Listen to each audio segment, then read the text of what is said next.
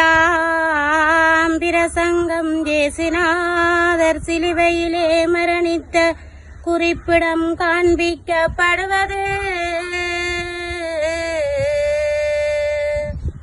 எங்கள் தயவாகிய இயேசுநாதர் சிலுவையில் அறையுண்டு.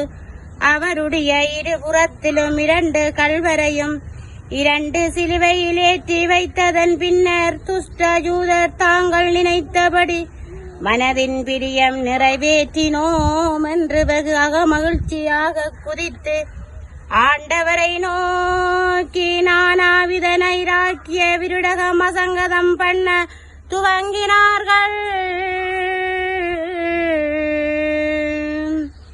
இவனல்லவோ எங்கள் ராசாவென்றும் தேவனென்றும் ரட்சிக்கிறவனென்றும் சொல்லித் திரிந்தான்.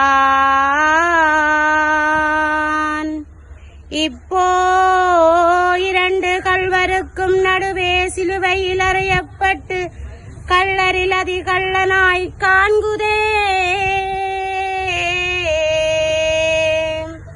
தன் ஜீவனை ரட்சிக்கிற மாட்டாமல் இருந்து கொண்டு மற்றவர்களை ரட்சிக்கிறோமே காண்குதே.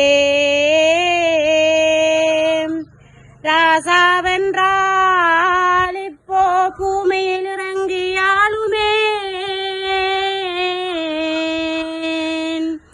தேவனென்றாலும் அது தேவராட்சியத்துக்கு எழுந்தருளுமே.